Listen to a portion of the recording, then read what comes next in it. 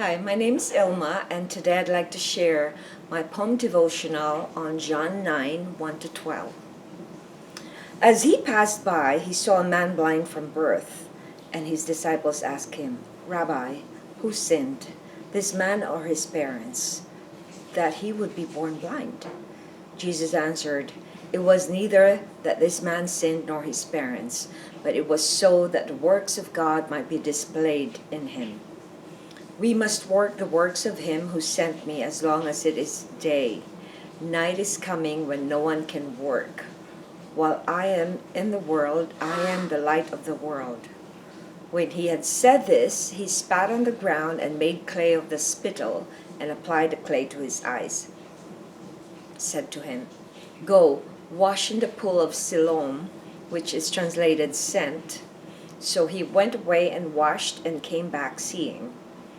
Therefore the neighbors and those who previously saw him as a beggar were saying, "Is not this the one who used to sit and beg?" Others were saying, "This is he." Still others are saying, "No, but he is like him." He kept saying, "I am the one." So they were saying to him, "How then were your eyes opened?" He answered, "The man who is called Jesus made clay and anointed my eyes and said to me, 'Go to Siloam and wash.' So I went away and washed, and I received sight." They said to him, "Where is he?" He said, "I do not know." John 9, 1-12. And here's my devotional. The light of the world gives sight to the blind. In this account, we witness another miracle that Jesus did while he was here on earth. It was giving sight to a man born blind. In those times, whenever someone is blind, they associate it with sin. Light is associated with God, and darkness represents Satan's territory. Genesis 1, verses 2-3 gives us a picture of how God created his first work, which is light. It says, "The earth was formless and void, and darkness was over the surface of the deep, and the Spirit of God was moving over the surface of the waters. Then God said, 'Let there be light.' And there was light." From the creation story, it is obvious that without light, we will still be formless and full of darkness. It was God who brought us light. Jesus declares that he is light of the world in verse 5. When the disciples asked who sinned in this blind man's family, Jesus' claimed that it is to display God's glory and power. That's why this man was born blind. We hear Jesus say once again about his divinity to his disciple.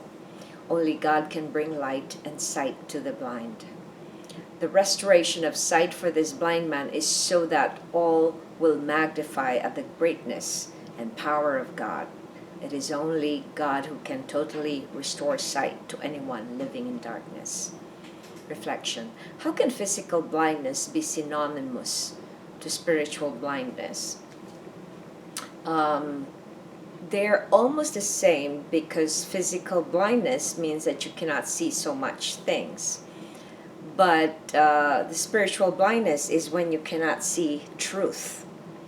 So a lot of even Christians, a lot of them cannot see truth because they are partly unbelieving. So it is synonymous in a way. It doesn't mean that when you're physically blind that you're necessarily spiritually blind. But sometimes when the physical condition takes over and you don't have a relationship with God, it can lead you also to spiritual blindness. So it's important that even though you cannot see physically, you are still able to see spiritually. We're so blessed now that we have social media that even though we cannot see, we can still hear and read a book through the Kindle or through the audio tapes and everything. So there is no reason for you to be spiritually blind, even if you're physically blind. So thanks for watching, and I hope you check my website at ilma'S.com for artworks and photographs, and I hope you subscribe to my channel so I could make more videos for the Lord. Thanks for watching. God loves you so much, and so do I.